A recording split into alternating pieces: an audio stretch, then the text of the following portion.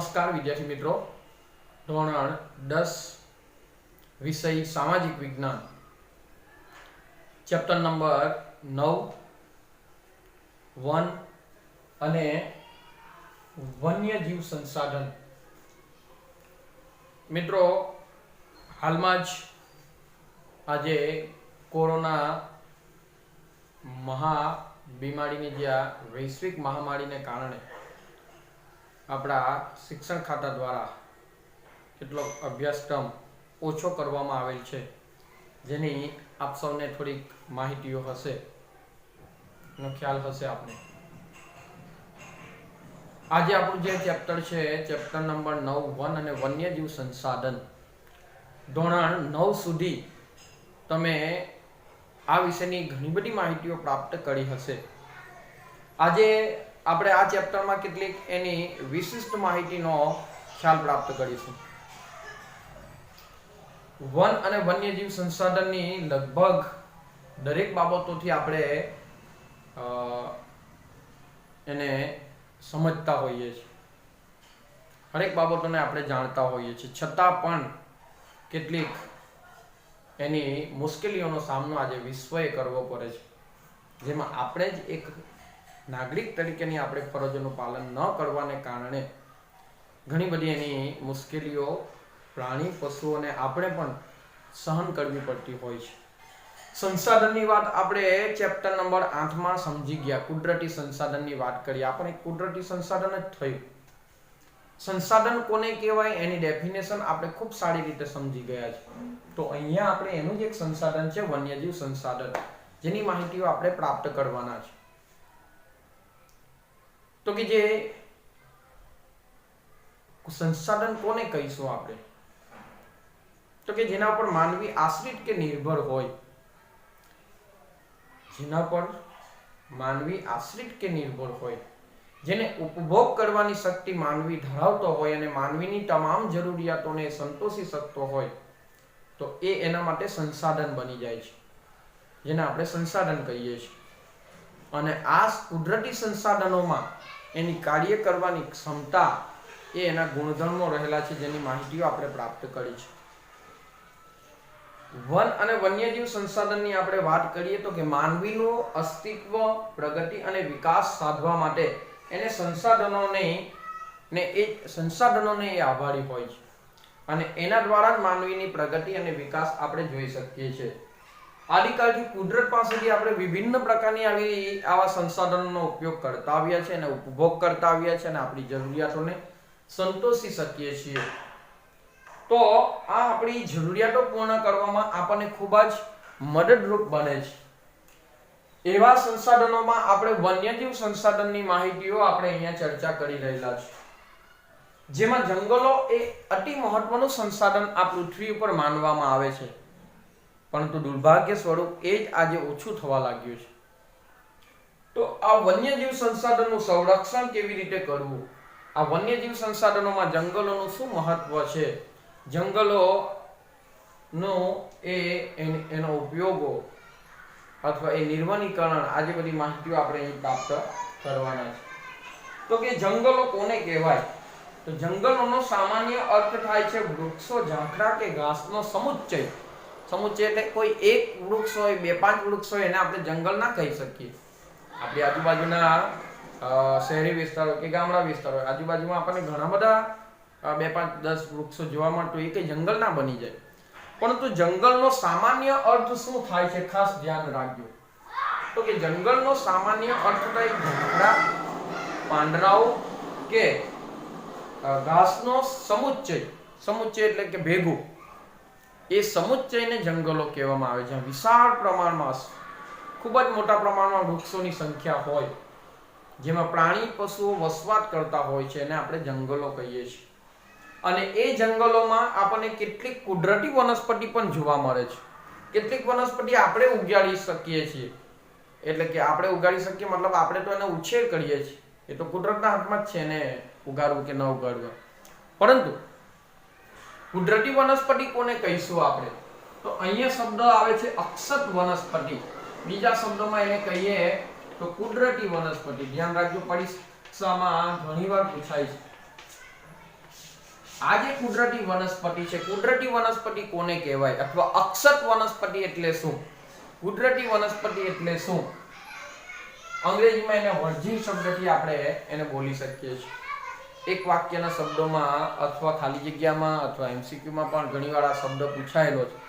તો જોઈએ આપણે તો કે માનવીની સહાય વિના કુદરતી રીતે ઉગી નીકળતી વનસ્પતિને આપણી ભાષામાં કહીએ તો એને અક્ષત વનસ્પતિ અથવા કુદરતી વનસ્પતિ તરીકે ઓળખવામાં આવે છે. એક જ વાર સાંભળશો એટલે ડેફિનેશન યાદ રહી જશે કે માનવીની સહાય વિના કુદરતી રીતે અથવા આપમેળે ઉગી નીકળતી, આપમેળે એટલે કે એની જાતે અથવા માનવીની સહાય વિના કુદરતી રીતે ઉગી નીકળતી વનસ્પતિને શું કહેવામાં આવે? તો કે કુદરતી વનસ્પતિ તરીકે ઓળખવામાં આવે છે, કે જેમાં વનસ્પતિને સમાવી શકાય, જેનો ઉછેર માનવીની સહાય વિના થતા હોય, માનવી એમાં કોઈ જાતનો એનું કાર્યક્ષમ ન કરતો હોય અને એ આપમેળે જ ઉગી નીકળતી હોય, તો એવી વનસ્પતિઓને કુદરતી વનસ્પતિઓ કહેવામાં આવે છે. આજુબાજુ આપણે જોઈએ તો બાવળ એની જાતે જ ઉગી નીકળે છે, તો બાવળ કુદરતી વનસ્પતિ કહેવાય કે ન કહેવાય? કાંટાવાળા બાવળ. તો આવી વનસ્પતિ કઈ કેટલી આ પૃથ્વી પર આપણે જોવા મળે છે, જે આપણું કુદરતી સંસાધન છે. તો આ એને કહેવાય કુદરતી વનસ્પતિ અથવા અક્ષત વનસ્પતિ તરીકે પણ ઓળખવામાં આવે છે. હવે જોઈએ આપણે જંગલોનું વર્ગીકરણ કેવી રીતે કરવામાં આવે છે અને જંગલોનું વર્ગીકરણ કેવી રીતે થાય છે.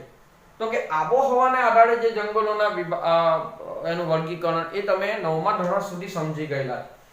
અહીંયા આપણે વહીવટી તથા માલિકી અને વ્યવસ્થાપનની દ્રષ્ટિએ એ જંગલોના પ્રકારને આપણે અહીં સમજવાના છે. આબોહવાની દ્રષ્ટિએ જો જંગલોનું વર્ગીકરણ કરવાનું હોય તો એની ચર્ચા તમે ધોરણ 8 ધોરણ 9 સુધી ભણી ગયેલા છે. પણ અહીંયા આપણે માલિકી, વહીવટી અને વ્યવસ્થાપનની દ્રષ્ટિએ જો જંગલોનું વર્ગીકરણ કરવામાં આવે તો એ વર્ગીકરણ કેવી રીતે થાય છે એની માહિતીઓ આપણે અહીંયા પ્રાપ્ત કરવાના છે. તો મિત્રો, આ જે જંગલોનું વર્ગીકરણ છે એને આપણે જોઈએ તો કે જંગલોનું વર્ગીકરણ વહીવટી, માલિકી અને વ્યવસ્થાપનની દ્રષ્ટિએ એના આપણને 3 પ્રકારો જોવા મળે છે. કેટલા પ્રકારો? 3 પ્રકારો આપણને જોવા મળે છે. પહેલું અનામત જંગલો, બીજું સંરક્ષિત જંગલો અને ત્રીજું અવર્ગીકૃત જંગલો. અનામત જંગલો, સંરક્ષિત જંગલો અને અવર્ગીકૃત જંગલો. જેમાં વહીવટી હેતુસર જંગલોના પ્રકારો આપણે સમજી રહેલા છે. વહીવટી હેતુસર આપણે જંગલોના પ્રકારોને સમજી રહેલા છે, જેમાંનો પહેલો પ્રકાર છે અનામત જંગલો, અથવા આ અનામત જંગલોને આરક્ષિત જંગલો પણ કહેવામાં આવે છે. યાદ રાખજો, તમને એમ પૂછવામાં આવે કે અનામત જંગલો એટલે શું અથવા આરક્ષિત જંગલો એટલે શું, તો એનો અર્થ એક જ થશે. તો કે જે જંગલોને ઇમારતી, લાકડું તેમજ વન્ય પેદાશ મેળવવા માટે કાયમી રૂપે સુરક્ષિત કે અનામત રાખવામાં આવેલ હોય, જે જંગલોને ઇમારતી, લાકડું તેમજ વન્ય પેદાશો મેળવવા માટે અલગ રીતે કાયમી રૂપે સુરક્ષિત કે અનામત રાખવામાં આવેલા હોય એવા જંગલોને અનામત જંગલો તરીકે ઓળખવામાં આવે છે. તો આ થયું અનામત જંગલો.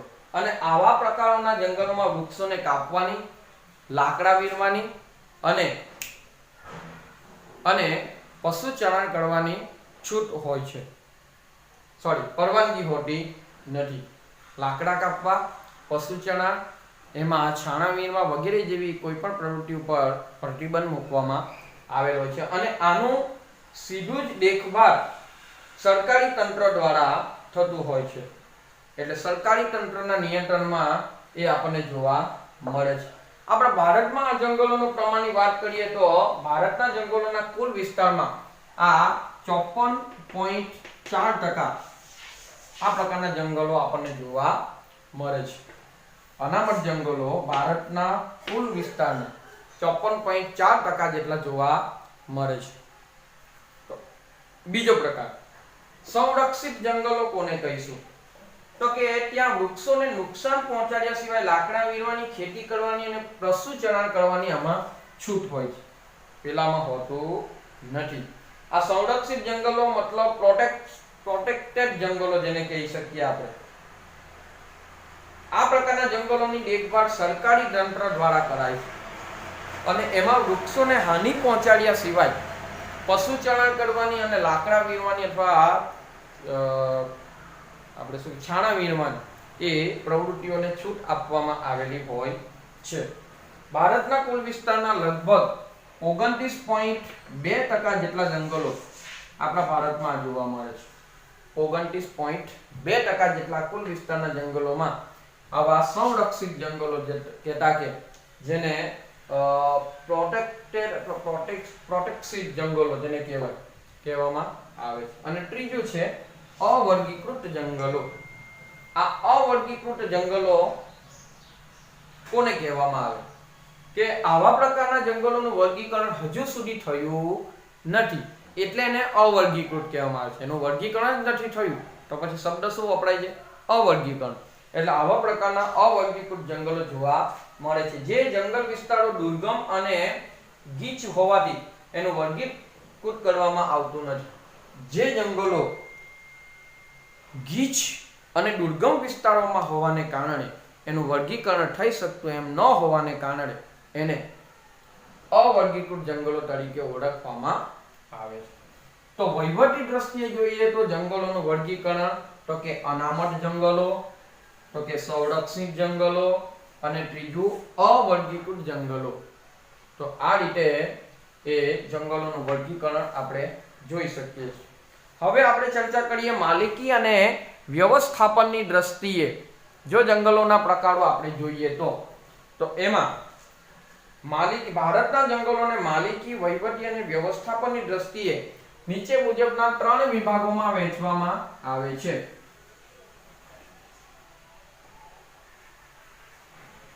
માલિકી, વહીવટી અને વ્યવસ્થાપનની દ્રષ્ટિએ જંગલોના પ્રકાર કેટલા? તો કે 3 પ્રકારો. બરાબર. અને આ 3 પ્રકારોમાં પહેલો પ્રકાર તો કે રાજ્યની માલિકીનું જંગલ, બીજું સામુદાયિક જંગલ અને ત્રીજું ખાનગી જંગલ, પ્રાઇવેટ ફોરેસ્ટ જેને કહેવામાં આવે છે. બરાબર.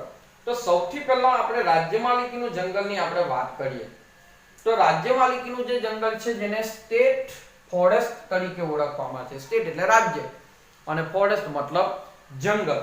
તો કે આ પ્રકારના જંગલો પર નિયંત્રણ રાજ્ય કે કેન્દ્ર સરકારનું હોય છે. દેશના મોટાભાગના જંગલ વિસ્તારો આ પ્રકારના જોવા મળે છે. એટલે કે આ પ્રકારના જંગલો પર નિયંત્રણ કોનું હોય?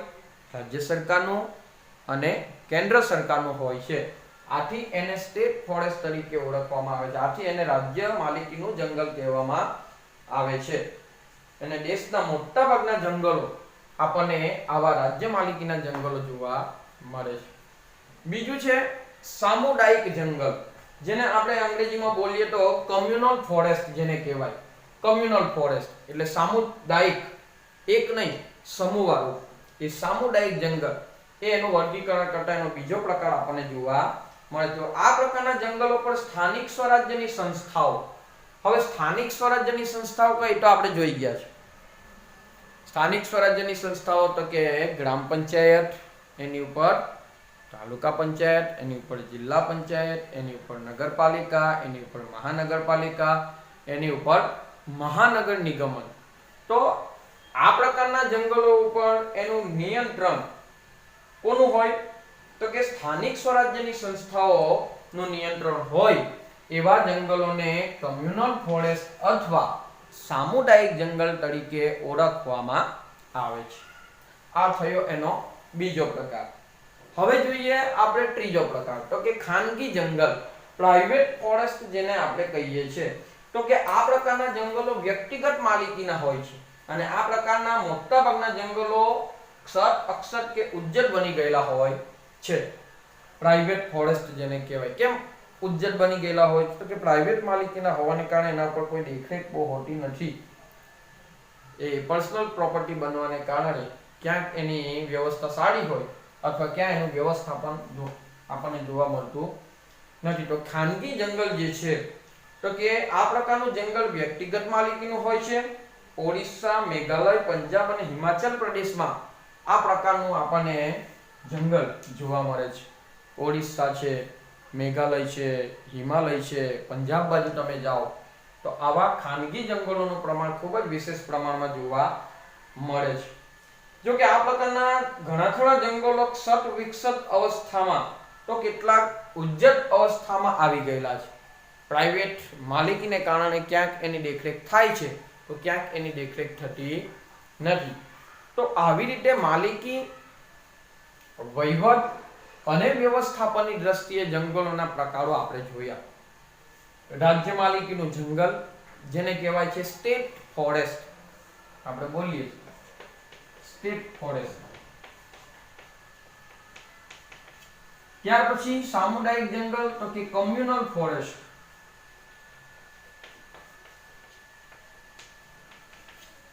કમ્યુનલ ફોરેસ્ટ સામુદાયિક જંગલ. અને ખાનગી જંગલ જેને આપણે પ્રાઇવેટ ફોરેસ્ટ તરીકે આપણે ઓળખી શકીએ છીએ. તો આવી રીતના સ્ટેટ ફોરેસ્ટ, કમ્યુનલ ફોરેસ્ટ અને પ્રાઇવેટ ફોરેસ્ટ, રાજ્ય માલિકીનું જંગલ, સામુદાયિક જંગલ અને ખાનગી જંગલ, આવા 3 પ્રકારના જંગલો માલિકી, વહીવટ અને વ્યવસ્થાપનની દ્રષ્ટિએ આપણને જોવા મળે છે. તો આ થયા મિત્રો જંગલોના નું વર્ગીકરણ. સૌથી પહેલા આપણે જોયું જંગલો કોને કહેવાય. જંગલોનો સામાન્ય અર્થ તો કે વૃક્ષો, ઝાકડા કે ઘાસનો સમુચ્ચય. જંગલ એટલે શું? તો કે જંગલોનો સામાન્ય અર્થ ઝાકડા, ઘાસનો સમુચ્ચય. એવી રીતે આપણે બોલી શકીએ. વૃક્ષો, ઝાકડા કે ઘાસનો સમુચ્ચય એને જંગલો કહેવાય. કુદરતી વનસ્પતિ કોને કહેવાય એની ડેફિનેશન પણ જોઈએ આપણે. તો કે અક્ષત વનસ્પતિ, જેને અંગ્રેજીમાં વર્જિન શબ્દથી આપણે ઓળખીએ છીએ. તો માનવીની સહાય વિના કુદરતી રીતે ઉગી નીકળતી વનસ્પતિને કુદરતી વનસ્પતિ અથવા અક્ષત વનસ્પતિ, અંગ્રેજીમાં બોલીએ તો વર્જિન ટ્રી તરીકે ઓળખવામાં આવે છે. જંગલોનું વર્ગીકરણ જોયું આપણે. જંગલોનું વર્ગીકરણ કરતા એના 3 પ્રકારો જોવા મળે છે.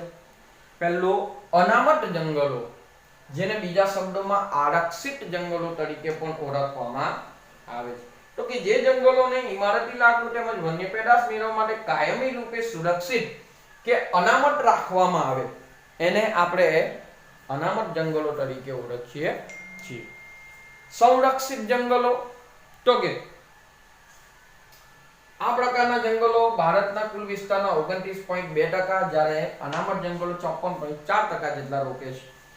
અનામત જંગલોમાં પશુ ચરના, લાકડા મેળવવા પર સંપૂર્ણ પ્રતિબંધ મૂકવામાં આવી પ્રવૃત્તિ ઉપર પ્રતિબંધ મૂકવામાં આવેલો હોય છે. જ્યારે સંરક્ષિત જંગલોમાં વૃક્ષને હાનિ પહોંચાડ્યા સિવાય એ લાકડા વીણવા અથવા પશુ ચરાની સ્થાનિક લોકોને ત્યાં સ્થાનિક એટલે આજુબાજુના લોકો જે હોય છે નજીકના એ લોકોને છૂટ હોય છે એવી પરવાનગી આપવામાં આવેલી હોય છે. અને સંરક્ષિત જંગલો 29.2% ભાગ રોકે છે. જ્યારે અવર્ગીકૃત જંગલો જેનું હજુ વર્ગીકરણ નથી થયું, કારણ ગીચ હોવાને કારણે દુર્ગમ વિસ્તારોમાં, દુર્ગમ એટલે કે દૂર દૂરના વિસ્તારોમાં હોવાને કારણે એનું વર્ગીકરણ શક્ય ન બનવાને કારણે આવા જંગલોને અવર્ગીકૃત જંગલો તરીકે ઓળખવામાં આવે છે. તો મિત્રો અહીં આપણે જંગલોનું વર્ગીકરણ 3 પ્રકારે જોયું. હવે પછી જોયું આપણે માલિકી, વહીવટી અને વ્યવસ્થાપનની જંગલ દ્રષ્ટિએ જંગલોના પ્રકાર. તો કે 3 રાજ્ય માલિકીનું જંગલ, સામુદાયિક જંગલ, ખાનગી જંગલ એટલે કે સ્ટેટ ફોરેસ્ટ, કમ્યુનલ ફોરેસ્ટ અને પ્રાઇવેટ ફોરેસ્ટ. તો અહીંયા સુધી આપણે માહિતીઓ પ્રાપ્ત કરી. હવે પછીના નેક્સ્ટ વિડીયોમાં આપણે નિર્વનીકરણની અસરો જોવાની. નિર્વનીકરણ કોને કહેવાય? તો કે નિર્વનીકરણ એટલે જંગલોનું નષ્ટ થવું. નિર્વની, વની મતલબ વન, નિર મતલબ નાશ થવું, નષ્ટ થવું. તો નિર્વનીકરણ. વનીકરણ કોને કહેવાય? તો કે જંગલોનો વિસ્તારને વધારવો એને વનીકરણ કહેવાય. બરાબર, અહીંયા છે શબ્દ ધારો કે વનીકરણ આવું આવે તો જંગલોનો પ્રમાણ વધારવું. જ્યારે નિર્વનીકરણ તો કે જંગલોનું નષ્ટ થવું, આ નિર્વનીકરણની અસરો વિશે આપણે એ નેક્સ્ટ વિડીયોમાં જોવાના છે. તો મિત્રો અહીંયા આપણે જે કઈ માહિતીઓ પ્રાપ્ત કરી, આ નિર્વનીકરણ આપણા દેશની નહીં પરંતુ સમગ્ર વિશ્વની આ એક સમસ્યા છે. માનવીની વિકાસ યાત્રાનું પરિણામ તેને ગણી શકાય. જો કે કુદરતી રીતે પણ વૃક્ષો નાશ પામે છે, પણ માનવીના હસ્તક્ષેપને કારણે આ જંગલનું પ્રમાણ વધારે નાશ થાય છે. તો એની તકેદારી આપણે રાખવાની હોય છે. તો મિત્રો અહીંયા આપણે આ વન અને વન્યજીવ સંસાધનમાં આપણે નિર્વનીકરણ અને નિર્વનીકરણની અસરો એ આપણે હવે નેક્સ્ટ વિડીયોમાં જોવાના છે. તો હું માનું છું ત્યાં સુધી મિત્રો અહીંયા સારી રીતે આ પ્રશ્નની સમજૂતીઓ આપને પ્રાપ્ત થઈ ગઈ હશે. પરીક્ષામાં જંગલોના પ્રકાર વિશે સવિસ્તર લખો આવો પ્રશ્ન પૂછાય છે. જંગલોના પ્રકાર વિશે સવિસ્તર લખો. તો આપણે અહીંયા હોમવર્ક પણ એ જ આપીએ છીએ. આજનો હોમવર્ક મિત્રો લખી દેજો. એનો આ પ્રશ્ન છે, જંગલોના પ્રકારો વિશે સવિસ્તાર લખો. લોંગ ક્વેશ્ચનમાં આવે છે, લાંબા પ્રશ્નોમાં, એટલે કે 5 માર્ક્સના 4 માર્ક્સના આપણા જે પ્રશ્નો આવે છે એમાં આ પ્રશ્ન પૂછાય છે. એટલે અહીં આપણે એક જ પ્રશ્ન તમને લખવા આપું છું હોમવર્કના સ્વરૂપમાં કે જંગલોના પ્રકારો વિશે સવિસ્તર નોંધ લખો. સવિસ્તર લખો. આ એક પ્રશ્ન હોમવર્કના સ્વરૂપમાં દરેક વિદ્યાર્થી મિત્રોએ લખવાના છે. અને જેટલી કે આપણે ડેફિનેશન અહીંયા સમજી ગયેલા છે, તો આ ડેફિનેશનને આપણે ખૂબ જ સારી રીતે સમજવાનો પ્રયત્ન કરીશું. સૌથી પહેલા જે અક્ષત વનસ્પતિ, પછી જંગલોનું વર્ગીકરણ, માલિકી, વહીવટ અને વ્યવસ્થાપનની દ્રષ્ટિએ જંગલોના પ્રકારો આપણે જોયા. છેલ્લે એક એક ડેફિનેશન જોઈ, નિર્વનીકરણ એટલે શું? તો કે નિર્વનીકરણ એટલે જંગલોનું નષ્ટ થવું. કુદરતી રીતે પણ વૃક્ષો નાશ પામે છે અને માનવીની હસ્તક્ષેપને કારણે, આપણી કેટલીક પ્રવૃત્તિને કારણે પણ આપણે વૃક્ષોને કાપી નાખીએ છીએ. પરંતુ જો વધુ પડતું વૃક્ષોના પ્રમાણને દૂર કરીશું, નષ્ટ કરીશું, તો ભવિષ્યની પેઢીને પણ એ ખૂબ જ મુશ્કેલીઓ ઊભી કરશે, જેની તકેદારી અત્યારથી આપણે રાખવી પડશે. તો એક ભારતના નાગરિક તરીકે આપણી જવાબદારી શું? તો એક દેશના નાગરિક તરીકે આપણે આ કુદરતી સંસાધનોનો ખૂબ જ સારી રીતે આપણે એનો ઉપયોગ કરીએ, આવનારી પેઢીને એનો લાભ મળી શકે એવા પ્રયત્ન કરીએ. અને જે કંઈ એક નાગરિક તરીકેની આપણી જે સરકાર આપણને જે ફરજોનું પાલન કરવાનું કહે છે, એ પાલન આપણે કરીને આ કુદરતી સંસાધનોના પ્રમાણે ખૂબ જ સારી રીતે વિકાસ કરીએ, એને ઉપયોગ કરીએ, એનો ઉપભોગ કરીએ, આપણી જરૂરિયાતોને પૂરી કરીએ અને એનો વિકાસ કેવી રીતે થાય, એનું સંરક્ષણ કેવી રીતે થાય એવો પ્રયત્ન આપણે કરતા રહીએ. હવે નેક્સ્ટ વિડીયોમાં આપણે આ નિર્વનીકરણ એટલે શું અને નિર્વનીકરણની અસરો જણાવો. પરીક્ષા માટે બહુ મોસ્ટ આઈએમપી પ્રશ્ન આ પણ છે કે નિર્વનીકરણ કોને કહેવાય છે અને નિર્વનીકરણની અસરો જણાવો. તો એના વિશેની વિસ્તૃત માહિતીઓ આપણે હવે પછીના નેક્સ્ટ વિડીયોમાં પ્રાપ્ત કરીશું. Thank you.